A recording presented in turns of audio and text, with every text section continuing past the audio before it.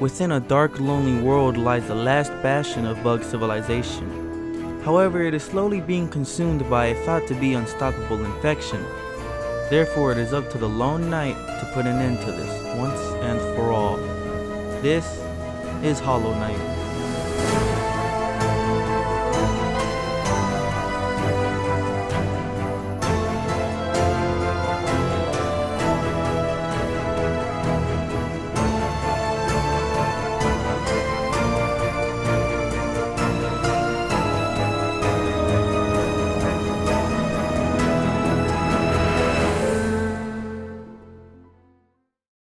Hollow Knight is considered both a Metroidvania type and a Souls-like game, the former being due to how you start off with practically nothing but progress the game by collecting resources and acquiring more abilities in order to help beat the challenges throughout the game. The latter being because the bosses are really freaking hard. Pause! In order to explain how Hollow Knight is a 2D platforming masterpiece, we must first look at 1. How the world is built, plus how it compares to other games. 2. The enemies as well as the progressive difficulty. 3. The art, character design, and the fandom. And finally 4. The all-around story.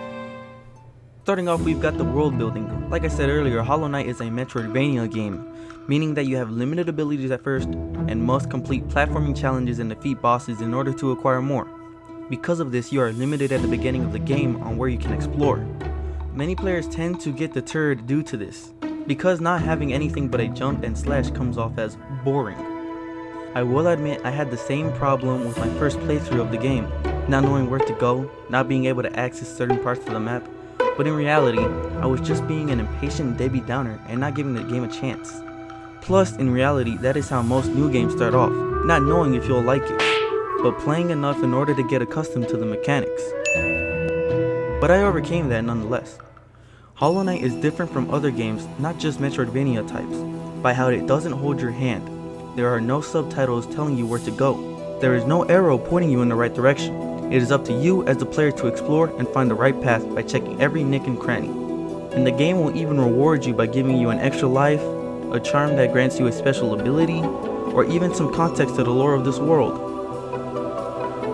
Granted, the first area is a little dark, bland, and lackluster. But as you progress the game, you start to see that gaining more abilities opens up the world, granting you access to those secret hard to get parts of the map, therefore giving the player incentive to go back and check that certain spot in the first area, or giving one that, oh, I can go here now, ideology.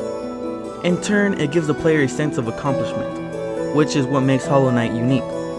As I said earlier, the game doesn't hold your hand. You found that secret on your own. So instead of looking at the exploration as a burden, look at it as part of a journey that rewards you for getting lost, and giving you a reason to go back and explore that certain area you couldn't access earlier. Plus, how the heck can you get lost in the game? They literally give you a map that shows your location on it, and retracing your steps isn't that difficult. If you can't do the simplest of things like that, then can you really call yourself a gamer? There are various stag stations and trams scattered throughout the map, granting the player a fast travel option. Though the one complaint I do have is the matter of having to work your way to them. Sometimes you have an epiphany and want to check out another part of the map, but you just so happen to be located really far from the nearest stag station. That I understand. However, it is trumped once you get the dream nail to a certain level, granting you teleportation. Next, we tackle the enemies of the game. Of course, as you progress the game and get stronger, so do the enemies. Not just the bosses, but the common enemies. In some places it gets so bad that without a certain extent of upgrading, it becomes extremely difficult just to explore that area. We encounter bosses throughout the map, most actually not being mandatory, some being straight up secret bosses. Secret as in they are not mandatory to beat the game. I mean it, not mandatory. Oh my days, just leave! However, there is always something to gain when defeating a boss. Not only is the difficulty exhilarating, but the reward for when you finally beat the difficult boss is so satisfying, rewarding in both in-game items and self-accomplishment. Some bosses even prove too difficult to defeat in your current state of abilities in the game, so after your 30th attempt of dying, you are inclined to retrace your steps and further upgrade yourself before returning to finally defeat said boss. That is, unless you are goated with the sauce like my in Green Path, you meet a character named the Hunter, whom of which gives you the Hunter's Journal. The journal gives the player access to the database of all enemies you encounter throughout your travels. Here you get more of an insight behind the enemies of the world, and it even incentivizes you to defeat every boss and hunt down as many of the fodder as you can. When you defeat certain bosses, their soul stays bound to their body. Once the player acquires the Dream Nail, they can access these souls and fight that boss again. However, it won't be as easy as when they were alive, proving to take at least 5 times the amount of attempts it took to defeat them originally. At some point, it is no longer just about upgrading your abilities and getting stronger, or equipping the right charms, but it is now about how skilled you are at the game. Many players believe that this is the best part about the game, as the developers focused most on gameplay and the mechanics behind it. Post-story/DLC content introduces a character known as the God Seeker, which allows that player to access their mind and refight all the bosses that they have encountered or defeated at any difficulty they want. There are of course challenges within the God Home that make you fight multiple bosses back to back to back, heightening the tier of difficulty and not allowing for very many mistakes. You are even given the option to set handicaps on yourself, such as limiting the strength of your nail or making it to where you can't use charms. Of course you can just turn all of them on, however I think that is reserved only for the elite of Hollow Knight players. One of my personal favorite bosses had to have been Troop Leader Grimm, who has both a regular form and a nightmare form. If you thought his regular form was hard, just wait till you fight his nightmare version. Every hit takes 2 damage instead of 1 from the player, not allowing very much room for error. It took me about 50 plus attempts to beat him, but that was only because at some point I managed to memorize his attack patterns and react accordingly. But nonetheless, I think it was just because I am goated with the sauce. One last point to add. Not only are the bosses very difficult, but certain areas of the map can prove challenging to get around. More specifically, I'm talking about what is called the Path of Pain, and oh boy is it painful. It is essentially taking your platforming skills to the next level, in an attempt to prove how light you are on your feet, and how quickly you can react to changing obstacles. But don't take it from me, watch as another fan of the franchise tests his strength in the Path of Pain, that being Moist Critical.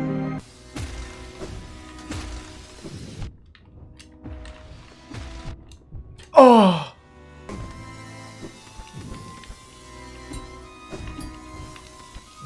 Got it. Okay. Oh my god, what? Sometimes, man, and it makes me sad every time, just throw out a fucking side slash. Oh my fucking god, I keep hitting the ceiling. Third, we must talk about how the game looks, or rather the art and dedication put into the design of the game and its characters. Not only is Hollow Knight known for its platforming and difficult bosses, but it is also known in the gaming community for its cute characters and beautiful looking levels, such as the City of Tears, my personal favorite area of Hollow Nest. Due to how aesthetically pleasing it looks, it adds on the vibe that this place was once a sanctuary for all bugs. But ever since the infection started, it has since been abandoned, left only with infected residents, guards, and her.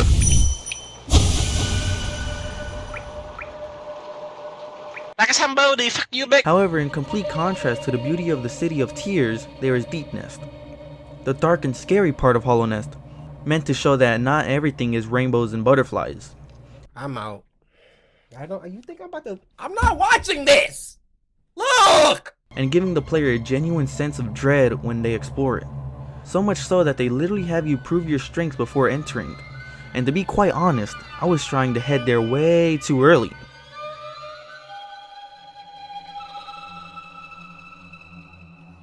But whether the area is pretty looking or scary looking, I believe that each area has really nice designs and colors to complement the aesthetic of said area. I also mentioned the characters, both designs and what they contribute to the game.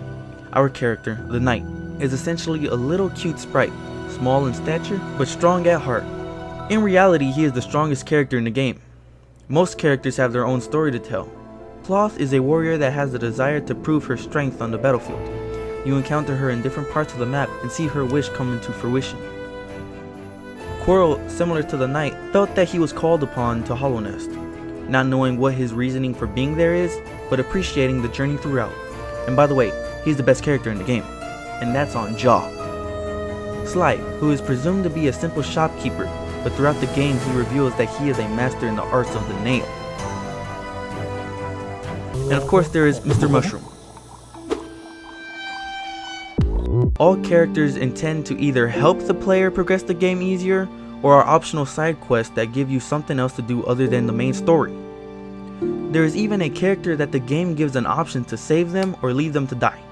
In my humble opinion, it is for the best that you choose the latter. But choosing the former opens up the story for multiple side quests and endings, so play the game how you like.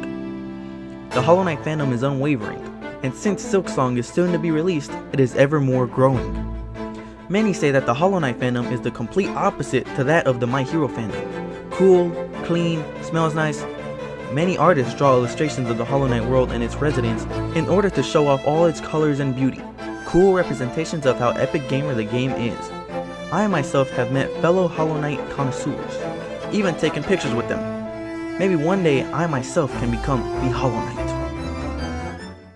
One thing I wanted to mention before moving on to my last point is the Hollow Knight soundtrack. In my opinion, the soundtrack is superb and adds character to the environment that you are in, or adds intensity to the boss battle that is taking place.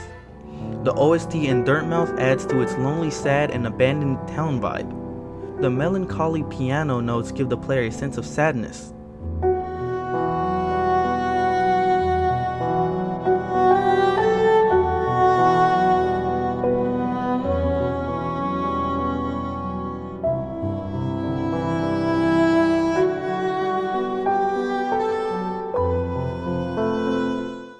In contrast, you have the Green Path OST, meant to show that there is life here, but still giving off an ominous feeling that something is awry.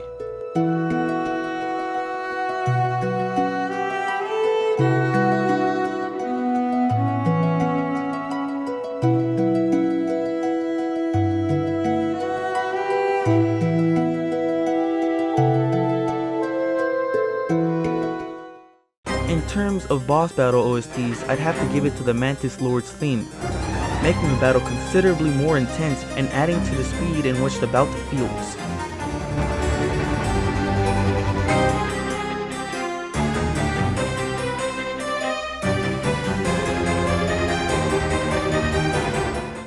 Lastly is Hollow Knight's story. I was going to include the lore in here originally, but let's save that for another video. The story starts off by the knight arriving to Hollow Nest. They do not know the reason for being there, they just know that they were called there for something. That of course being the Hollow Knight. The once sealed infection is now leaking back into Hollow Nest, but this time with the determination to finish off what it started. It is up to the knight to remember their past and figure out what their purpose is by defeating bosses and traversing the various locations within Hollow Nest. Only after breaking the 3 seals are you able to face the infection through its source and become the new Hollow Knight. At least that is an extremely paraphrased version of the game, as I don't want to provide too much context. That way the first playthrough players can enjoy the game blind. Now, my personal feelings about the game. In my opinion, Hollow Knight is at least a top 10 game, and honestly one of, if not the best Metroidvania games to exist. When I first started, I had the mindset of being bored traveling throughout this first area. Matter of fact, the second area too.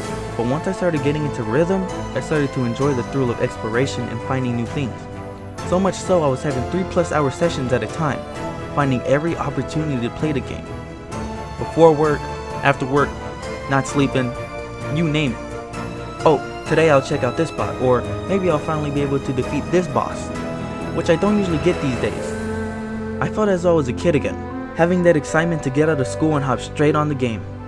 Typically after I beat a game, I stop playing it and never pick it back up for another playthrough. But not only does Hollow Knight have so much replay value, it also has a bunch of DLC and post-story content as well, giving the game a plethora of reasons to play it or continue playing it. However, that is not to say that people out there may not like the game. Everyone is entitled to their opinion, whether it be because they aren't as skilled with platforming and difficult bosses, or because they are impatient and find the start of the game off-putting. Each and every person out there can judge the game on their own. However, before that, I recommend giving it a chance first.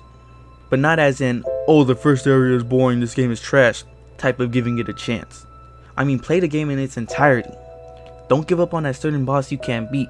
Keep trying and feel the thrill you get when you finally beat them. And I didn't even get into the lore for this game, which goes deep. Pause! Well, that's all for now, guys. If you guys enjoyed the video, be sure to like and comment down below, and subscribe to the new channel to join the Blue Babbage Gang. Babbage Babbles out.